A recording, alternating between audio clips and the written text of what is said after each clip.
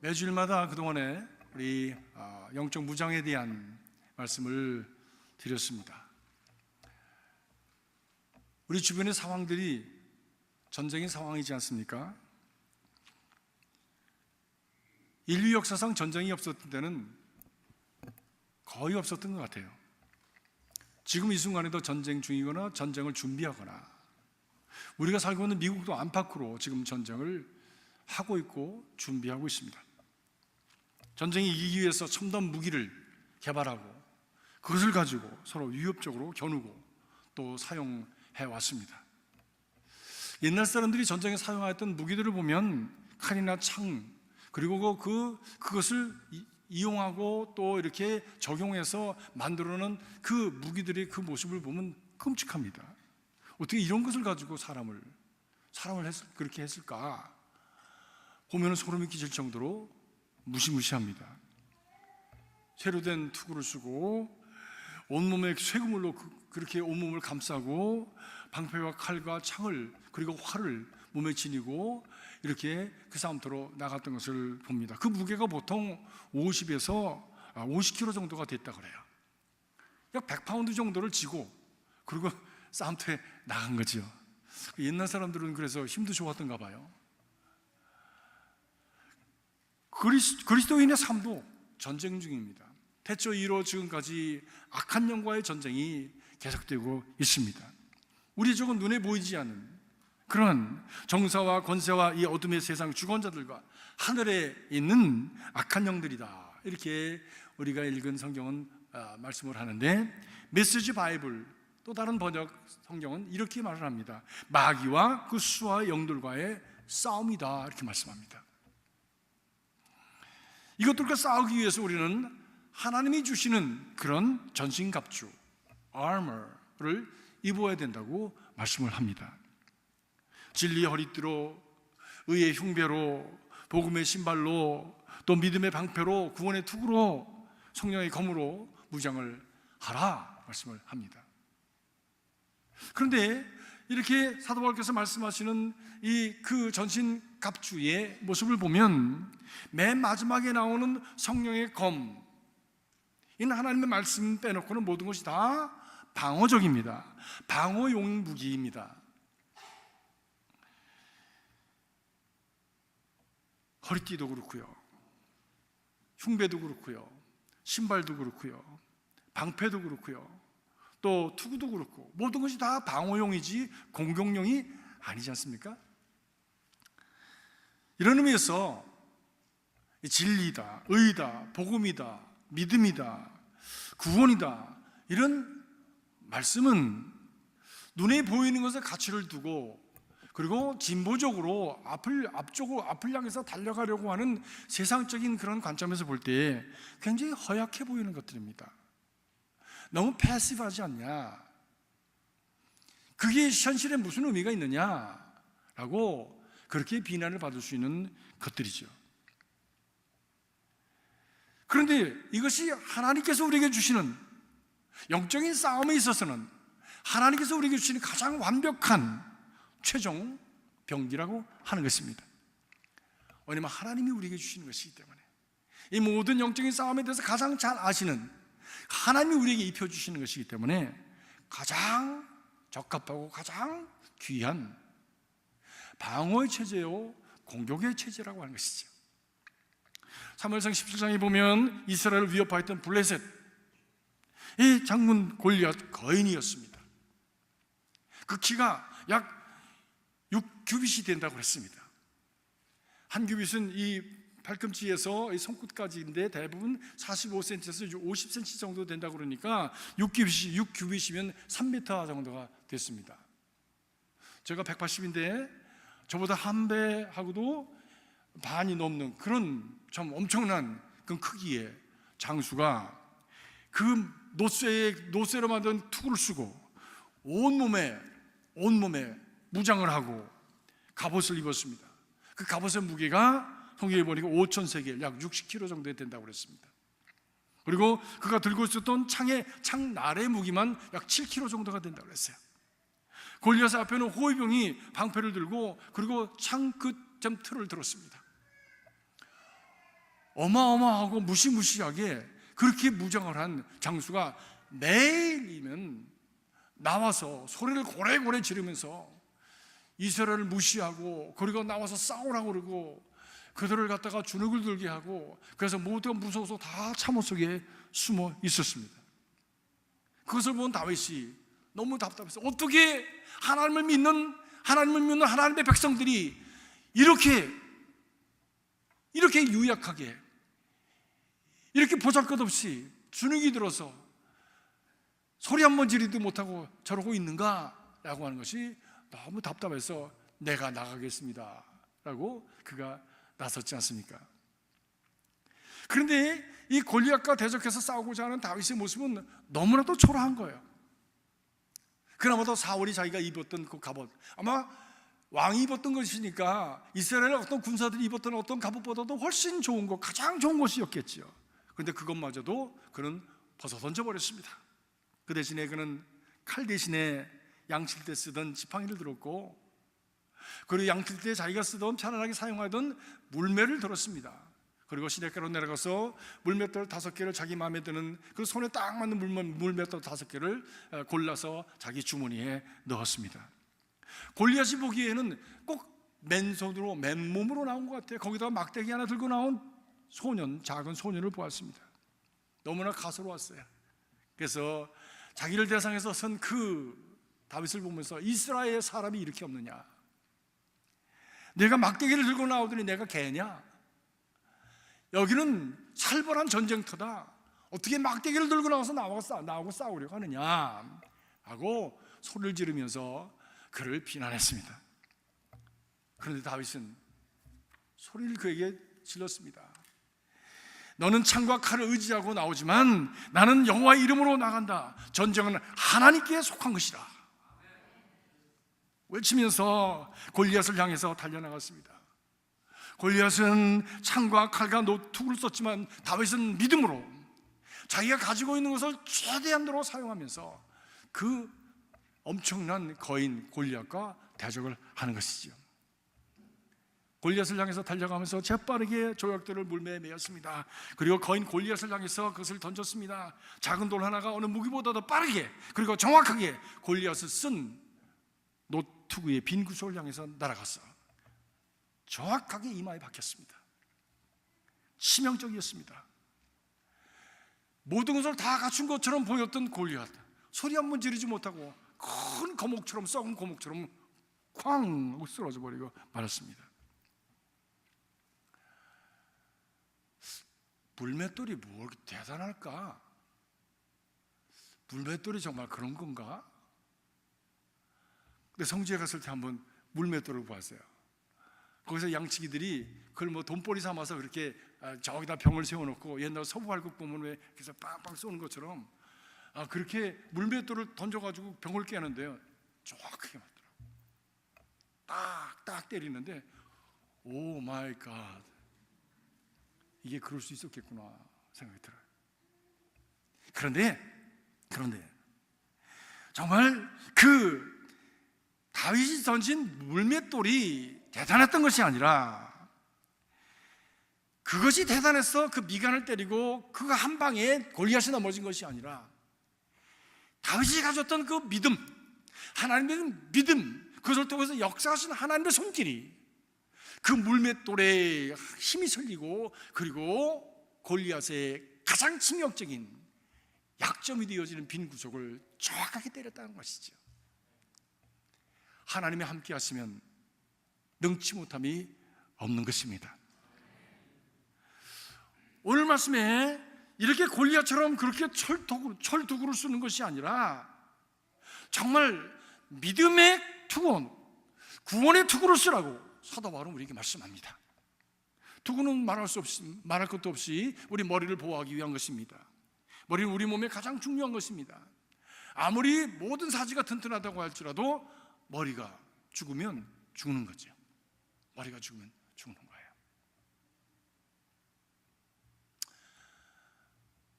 저희 장인어른께서 한 10여 년 전에 간 이식 수술을 하셨습니다. 네, 간 경화로다가 이제 거의 다 돌아가시게 돼서 배가 남산만해졌는데, 하루에 뭐 3병씩 이렇게 뽑았는데 그 다음 날이 되면 또 이렇게 되는 거예요. 눕지도 못하고 엎드리지도 못하고, 그러면서 몸은 바싹 마르고 배는 그냥 남산만해지고, 그런 상황 속에서 이제 죽을 날만 기다리는데 은혜를 받았어요. 무슨 은혜냐? 의사 선생님을 통해서, 그 유태인 의사 선생님이었는데 간이식 수술을 할 수 있도록 배려를 해줬습니다. 언제 간이식 수술을 할 수 있습니까? 간이 생겨야 이식 수술을 할 수 있잖아요. 이게 참 아이러니예요. 누군가가 죽어야 누군가가 사는 거예요. 누군가가 죽어야 누군가가 사는 거야. 예수님이 죽으셔서 우리가 산 겁니다. 그날이 언제 오는 겁니까? 진단을 해보니까 이건 간이 다 딱딱하게 굳어서 이제 더 이상 역할을 할 수가 없는 상황까지 갔어요. 그런데 그 마지막 순간에 간이 나타났어. 샌디에고에서 어디 저기 함스프링 어느 쪽에서 젊은 아이가 스키 타다가 그냥 이렇게 됐어. 머리를 다쳐서 죽었어. 사진은 멀쩡해, 간도 멀쩡하고 모든 게 다 멀쩡해. 머리 다쳐서 갔어. 30분 만에 간이 시더사이나로 이렇게 트랜스포트 됐습니다. 30분 만에 빨리 오라고 그래가지고 수술대에 누워서, 그리고 간이식 수술 받아서 지금까지 살아계세요. 이제 나이가 90이 가까이 되셔서 이제는 연로하시지만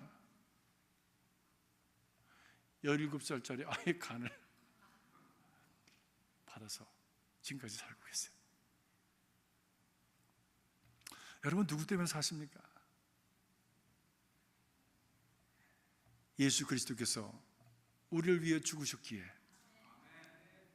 그를 통해서 우리에게 주신 하나님의 은혜로 말미암아 우리가 여기 있는 것입니다.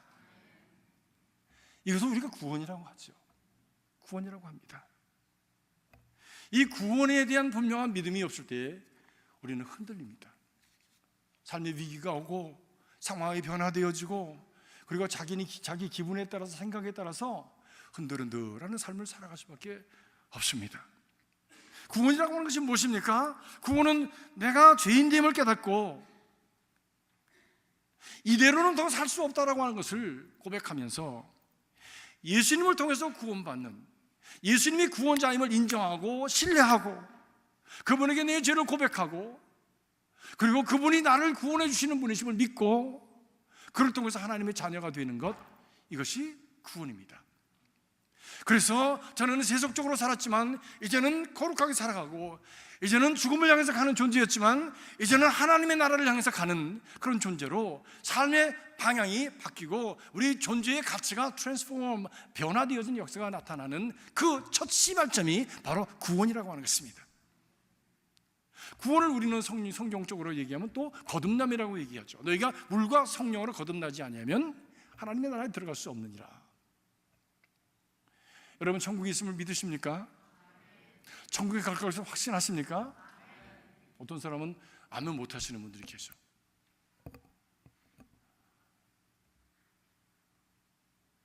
천국 가시기 위해서 확신하십니까?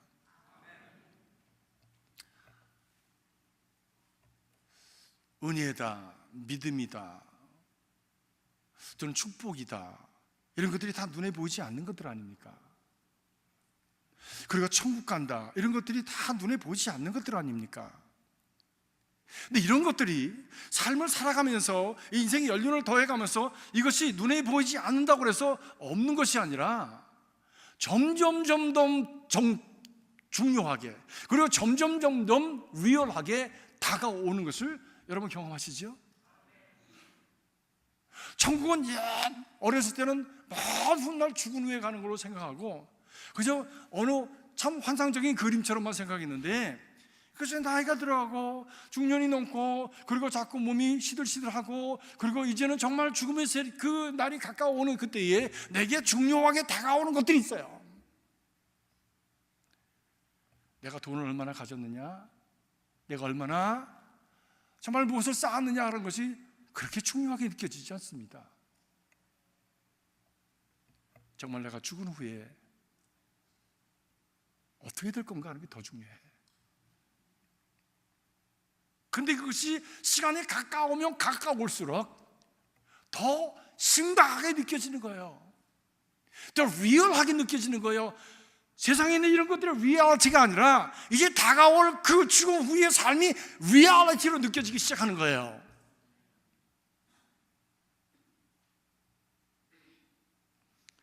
저는 목사이기 때문에 많은 사람들을 만나지 않습니까? 뭐해 돌잔치도 하고 어저께처럼 결혼도 줄이하고 어느 날은 돌잔치하고 결혼식하고 장례식도 하고 뭐 이렇게 한꺼번에 인생을 사는 그런 경험들을 저는 많이 합니다. 한 번은 일본인 2세인데 우리 교인의 남편이셨어요. 교회 안 나오신 분입니다. 평소에 잘 살았지요. 회사를 2개씩이나 가지고 돈 많이 벌었습니다. 사람들이 다 부러워했습니다. 그분하고 결혼하고 사는 그 우리 교회 교인을 부러워했어요. 맨날 골프 치러 다니는 것 같고 아무튼 좋은 차 타고 다니고 깍듯하면 뭐 여행 가고 그러니까 뭐 그렇지 못한 분들은 너무 부러워했죠. 근데 어느 날 남편이 아프기 시작하면서 딱 묶이게 됐습니다. 남편이 나았으면 좋겠는데 낫지 않는 거 점점 좀 나빠지는 거예요. 점점 더 나빠지는 거예요. 그리고 마지막 순간이었는데 목사님, 그분이 오셔서 하신 목사님 죄송합니다. 근데 우리 남편 좀 만나주실 수 있으세요? 그러더라고. 면목이 없습니다. 한 번도 교회도 와보지도 않았는데 제가 이렇게 남편을 신방해달라고 요청하는 것 같아서 미안합니다. 아 그럼요, 가야죠. 그래서 이제 갔습니다. 갔더니 잘생긴 분이 침대에 누워있어 푹 이렇게 부은 얼굴로 누워있으면서 아직도 예의를 차리시느라고. 뭐 일본 분들도 아주 예의가 바르잖아요.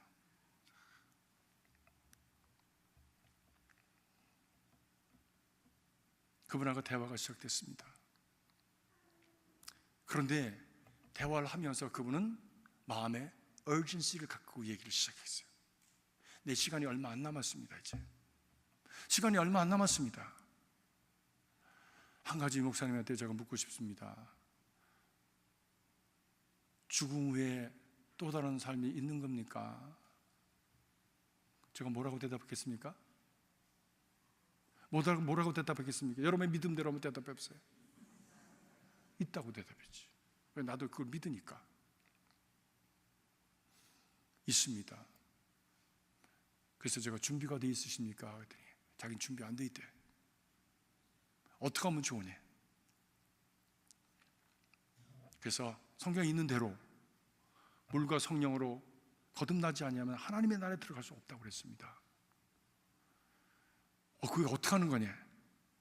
그래서 내가 죄인인 것을, 내가 부족한 것을, 하나님께 갈 만한 그런 자격이 없는 것을 내가 인정하고 하나님 앞에 그것을 고백하고 그리고 하나님 나를 용서해 주십시오 라고 그렇게 고백하고 하나님을 받아들이면 그러면 되는 겁니다. 그랬더니 이 사람이 이렇게 저를 쳐다보더니 이대로 그러더라고. 아마 저가 가가지고 그렇게 되면 교회에다가 무슨 뭐 100만 불 헌금하랬더니 그럴 줄 알았나 봐. 뭘 대단한 걸 해놓으라고 그럴 줄 알았다. No, 그런 게 아닙니다. 우리 모두는 다 부질없는 인생을 살아갑니다.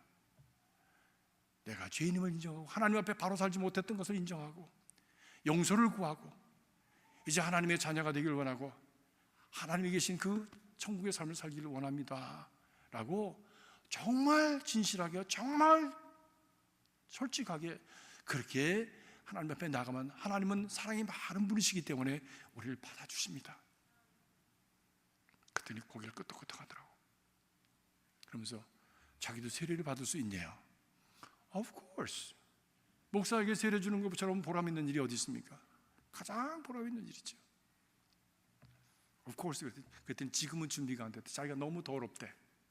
병원에 들어놓은 시간 잘 닦지도 못하니까 준비하고 다음 주에 한번 더 와줄 수 있냐 그러라고. 그래서 갔습니다. 그래서 우리 전도사님이랑 저희 집사람이 저랑 이렇게 해서 교회들 몇 명하고 같이 이제 그 병원에서 세례 주기 위해서 모든 준비를 다 해가지고 갔어요. 갔더니 목욕 재개하고 준비하고 머리 싹 빗고 그리고 준비하고 자기 가족들이 다 왔어. 아들, 장가 안 간 아들, 여자친구랑 자기 부인이랑 그리고 가족들이 다 와서 그런 상황 속에서 그분에게 세례식을 강행하게 되었습니다. 당신은 당신이 하나님 앞에 합당하게 살지 못한 죄인인 것을 고백하십니까? 그랬더니 예스. 이제 진정으로 하나님의 자녀가 되기를 원하십니까? 예스. 그러면 따라하십시오. 그리고 제가 죄 회개하는 기도를 따라하겠습니다. 하나님, 나는 죄인입니다. 하나님, 나는 죄인입니다. 하나님의 뜻대로 살지 못했습니다. 하나님 뜻대로 살지 못했습니다. 이제 하나님께로 가기를 원합니다. 하나님께로 가기를 원합니다. 내 영혼을 불쌍히 여겨 주시옵소서. 내 영혼을 불쌍히 여겨 주시옵소서. 나를 받아 주시옵소서. 받아 주시옵소서. 예수 그리스도의 은혜로 내가 하나님 자녀 되게 하여 주시옵소서. 예수 그리스도의 은혜로 제가 하나님 자녀 되게 하여 주시옵소서. 다 따라요. 예수 그리스도 이름으로 기도합나이다. 예수 그리스도 이름으로 기도합나이다.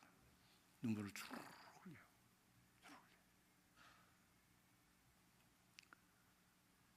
주변에 있던 가족들이 다 우는 거예요. 다 우는 거예요. 여태까지 아버지 그냥 멀리만 있고 회사 사장님이고 회장님이 그 아버지만 봤지 저렇게 깊은 속에 그런 어떤 삶의 이슈가 있는 것을 전혀 보지 못하고 저렇게 진솔하게 자기를 내려놓고 하나님 앞에서 기도하는 모습은 전혀 보지 못했는데 그 죽음 앞에서 또 다시 죽음 후에 가야 할 그 새로운 리얼리티 앞에서 그가 저렇게 진솔해졌다. 아버지의 모습을 보면서 가족들이 다 우는 거예요. 같이 다 울었어요. 저도 같이 울었어요. 그리고 이제 세례를 줬어요. 성부와 성자와 성령의 이름으로 내가 세례를 주노라. 가족들이 그냥 우는 가운데 본인도 눈물인지 이게 세례의 물인지 알 수 없는 계속 울었어요. 그러고는 힘이 들어서 이제 세례를 받은 후에 누웠습니다. 제가 물었습니다. How do you feel? 그랬더니 I never experienced this peace my whole life. So peaceful. So calm. I'm happy. 그렇게 하시더라고요. 예수 믿는 은혜 가운데 여러분 심령이 평안하십니까? 하나님께서 나를 자녀 삼으신 그 구원의 확신이 있으십니까? 이건 내 생각이 아니에요. 이 구원의 믿음은 믿어지는 것이지 내가 생각해서 내가 구원 받은 것 같아, 내가 열심히 해가지고 나는 이제 구원에 도달한 것 같아가 아니라는 것이죠. 왜냐하면 이 구원의 믿음은 하나님의 선물이기 때문입니다. 원래 내 것이 아니에요. 그 예수가 믿어지는 것, 그 성령이 믿어지는 것, 그 하나님이 믿어지는 것은 하나님이 주신 선물로 믿어지는 것이지요. 근데 그것이 안 돼서 막 스트러글 했던 사람들이 있습니다. 요한 웨슬레 같은 감리교의 원조이신 요한 웨슬레 같은 분이 그랬습니다. 구원받은 확신이 없어가지고 그 구원의 확신을 얻기 위해서 열심히 성경 공부도 하고 열심히 전도도 하고 열심히 새벽에 일어나서 아무튼 경건의 훈련도 하고 심지어 선교사를 가기도 하고 했는데 안 되는 거예요. 그런데 어느 날 성령께서 그에게 오셔서 그의 마음을 만져주셔 가슴이 뜨거워지면서 내가 믿어진다. 공부한 게 아니에요. 생각한 게 아니에요. 믿어지는 거예요. 하나님의 자녀됨이 믿어지는 그런 구원의 은혜가 있기를 주의 이름으로 축복합니다. 근데 오늘날 많은 교회에 나오는 그 크리스찬들이 이 믿어지는 은혜가 없이 구원의 기쁨과 구원의 은혜를 누리지 못하고 그냥 자기 생각에 주변의 사람 따라서 들락달락 하는 사람들이 얼마나 많은지 몰라요. 그건 지위와 상관없습니다. 웨슬리 목사님 목사였지 않습니까? 하물며 뭐 장로, 권사, 집사, 일반 평신도 사이에 그런 사람이 없다고 누가 얘기하겠습니까? 안 돼요. 인생의 그 다가오는 절대절명의 그 순간을 맞이하기 위해서, 그리고 우리 인생의 가장 중요한 삶의 에센스를 우리가 놓치지 않기 위해서 하나님의 자녀된 그 본분을 우리가 회복하지 않으면 안 됩니다. 근데 그것은 하나님이 주는 선물이다. 이 선물 때문에 은혜가 저와 여러분 안에 있기를 주님의 이름으로 축복합니다. 성령께서 우리 가운데 오시면 이 믿음이 생겨지고 구원의 확신이 생겨지고, 그리고 다시는 지난날에 살았던 그 삶을 되풀이하지 아니하고 앞을 향해서 나가는 그런 아름다운 존재, 복된 존재, 그리고 거룩한 그 하나님의 나라를 향해서 달려가는 하나님의 자녀들이 되어지는 것이지요. 구원받은 자, 하나님의 자녀가 된 자, 하나님이 나와 항상 함께 하신다는 확신을 우리 가운데 담대함을 주고 용기를 줍니다. 평안을 줍니다. 흔들리지 않을 수 있는 뿌리 깊은 삶으로 우리를 자라나게 하는 것이지요. 이것을 경험한 바울은 로마 교인들에게 말씀합니다. 우리를 의롭다 하신 이가 하나님이시니 누가 우리를 정죄하리요? 누가 우리를 그리스도의 사랑에서 끊으리야? 환난이나 곤고나 핍박이나 기근이나 적신이나 위협이나 칼이랴. 그러나 이 모든 일에 우리를 사랑하시는 이로 말미암아 우리가 넉넉히 이기느니라. 구원받은 성도들에게 오는 베네핏입니다. 하나님의 자녀가 될 뿐만이 아니라 하나님의 자녀 되었기 때문에 그것으로 인한 담대함과 그것으로 인한 용기와 그것으로 인한 하나님의 도우심으로 말미암아 내게 주어지는 상황, 아픔과 모든 그런 절망과 그리고 모든 권고와 환난, 그것을 넘어서 이겨낼 수 있는, 그리고 하나님 나라를 향해서 달려갈 수 있는 그런 능력이 우리 가운데 주어진다고 하는 것입니다. 그런데 사단의 공격은 교묘하기 짝이 없습니다. 이런 하나님의 자녀들 계속 흔들려고 합니다. 그 마음에 파고 들어와서 하나님의 자녀된 구원의 확신을 흔들어 놓는 거예요. 죄의식을 불어넣는 거예요. 그것도 아주 논리적으로 흔듭니다. 목사님, 저는 제가 구원 받은 줄 알아 생각했는데요, 가만히 생각해 보니까 아닌 것 같아요. 여러분, 이 말에 오류를 발견하십니까? 뭐가 잘못됐습니까? 이 말에? 네? 내 생각에. 구원은 내 생각으로 받는 게 아니라니까요. 내 필링 때문에 구원 받은 것 같고, 그렇지 않기 때문에 내가 필링 때문에 구원받지 못한 것처럼 생각되는 것이 아니라니까요. 하나님의 전적인 은혜와 능력으로 우리에게 다가오는 선물이라니까. 이 구원의 믿음으로 주시는 그 구원의 투구를 써야 된다고 하는 것입니다. 이것을 든든히 붙든다고 하는 것이죠. 맞아, 너의 과거는 죄를 용서받았다고 치자. 그러면 그런데 너는 지금 아직도 그러고 있냐? 아직도 그 죄를 반복하냐? 아직도 그 죄를 저질렀잖아. 너 뻔뻔하기도 하다. 벼르기도 뭐가 있지? 너 어떻게 그러면서 하나님의 자녀라고 그러냐? 하면서 네가 너 자신을 더 잘 알지 않느냐? 이런 죄도 용서함을 받았단 말이냐? 라고 우리를 지속적으로 공격합니다.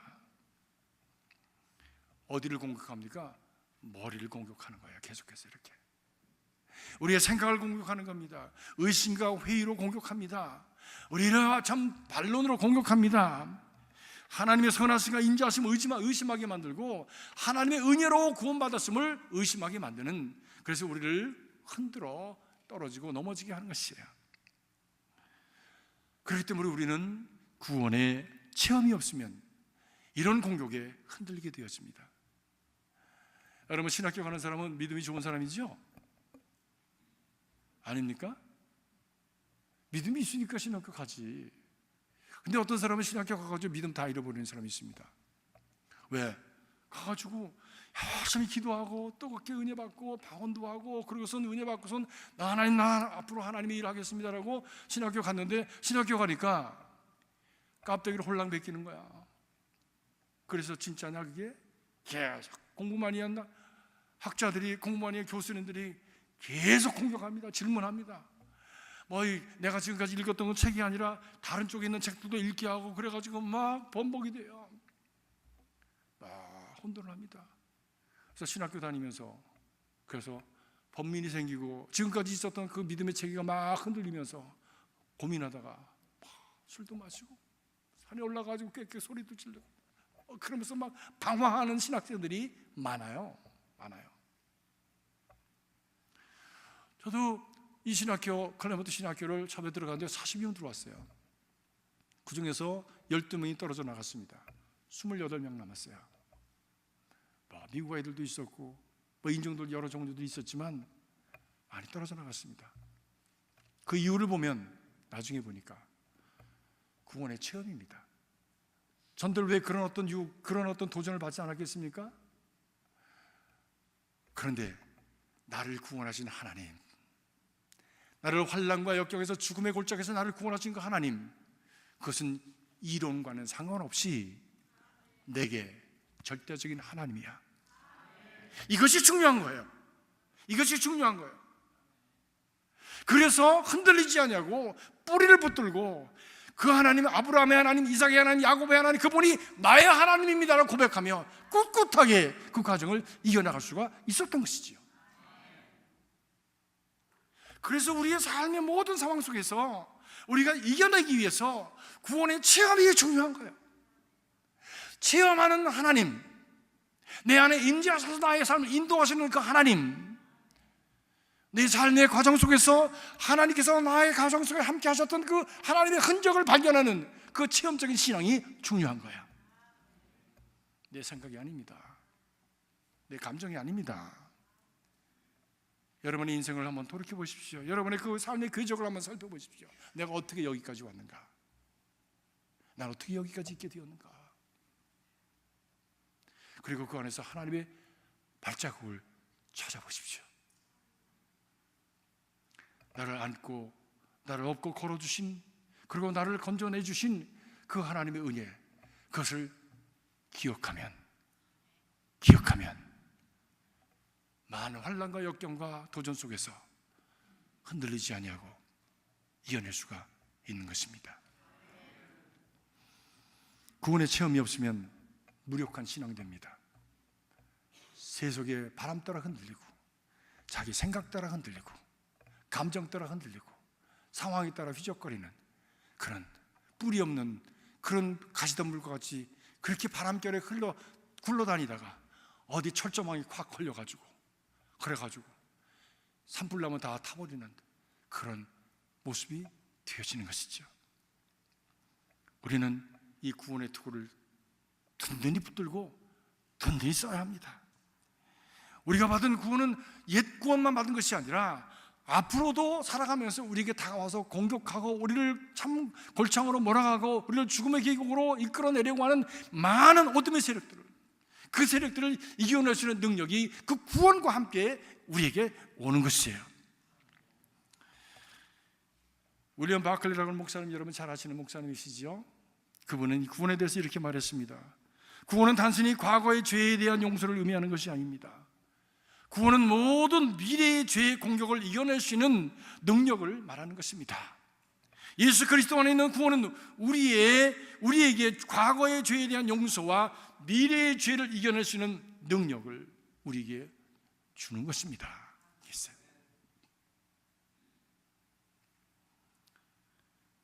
한국 휴전선에 가면 남북이 대치하고 있습니다. 쌍방이 서로가 이렇게 스피커를 대놓고 방송을 하죠. 대북 방송도 하고 대남 방송도 하는데 대남 방송하는 소리를 들으면 너무 웃긴대요. 말도 안 되는 얘기를 한답니다.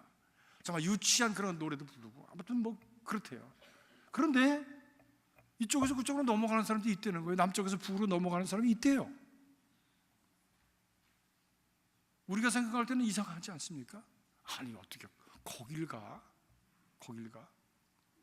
그런데 그런 사람들의 대개가 어떤 사람들이 넘어가냐 살펴보니까 자기 스스로 큰 사고를 쳤다든지, 첫째로 그래서 그 있을 자리가 없는 거야. 두 번째로는 상관에게 심한 야단을 맞았다든지 분노가 넘치는 거야. 세 번째로는 애인이 변심을 했다든지, 네 번째로는 집안의 변고가 있다든지 할 때 평소에는 거짓말처럼 들리던 그 대남 방송이 솔깃하게 들린다는 거예요. 그리고 여기는 지옥 같고 거기는 천국 같아서 그리로 가면 더 좋을 것 같아서 간다는 거죠. 말도 안 되는 일을 하는 거예요. 사단이 성도를 유혹하는 방법도 똑같습니다. 하나님의 구원의 기쁨을 회복시키시고 성령을 거두지 아니하시고 우리의 마음을 성령으로 다스리셔서 또 회복해 주시는 하나님의 은혜 가운데 있지 아니하면 마귀는 우리의 상처받은 마음을 교묘하게 파고듭니다. 섭섭한 마음을 갖게 하고, 그리고 회의하게 하고, 의심하게 하고, 그리고 불안하게 하고, 그래서 우리의 뿌리를 막 흔듭니다. 그리고 넘어지게 합니다. 그때 우리는 무엇 해야 되는 거냐? 우리는 구원의 투구를 든든히 써야 하는 것입니다. 왜 성경에 나오는 그런 인물들, 이 인물들이 자기들은 공격을 받지 않았겠습니까? 많은 시련과 역경을 누구보다 더 많이 받은 사람들이 바로 성경에 나오는 인물들 아닙니까? 그런 역경과 죽음의 고난 속에서도 굴하지 아니하고 그것을 극복하고 높은 곳에 섰기 때문에 우리의 삶의 모델이 되어지고 우리도 따라가고 싶은 그런 어떤 그 길을 그분들을 통해서 우리가 찾을 수 있는 것 아닙니까? 사울 왕이 다윗을 죽이려고 군대를 풀어서 첩첩이 포위했습니다. 죽음이 코앞에 있었습니다. 이제 다윗의 인생은 다 끝나게 되었습니다. 죽음이 왔는데 자기가 무엇을 지켜낸다고 하는 것이 무슨 의미가 있겠습니까? 믿음을 지킨다고 하는 것이 무슨 의미가 있겠습니까? 양심대로 산다고 하는 것이 무슨 의미가 있겠습니까? 뭐야 이건? 믿고 나니까 믿어보니까 이거 아무것도 아니잖아 라고 얘기할 수 있지 않겠어요? 현실적으로 신앙생활 열심히 하려고 했는데 왜 사업이 망하는 거야? 신앙생활 열심히 했는데 왜 병드는 거야? 신앙생활 열심히 하는데 왜 일이 안 풀리는 거야? 라고 컴플레인 할 수 있지 않겠습니까? 이것이 바로 마귀의 공격을 받는 영적인 위기입니다. 우리가 싸워야 할 영적 전쟁의 그 전장터입니다. 이런 위기 속에서, 이런 전쟁의 상황 속에서 믿음을 가진 다윗은 이렇게 고백합니다. 나는 주의 힘을 노래하며 아침에 주님의 그 인자하심을 높이 부리리니 주는 나의 산성이시며 환난 날의 피난처이심이니이다.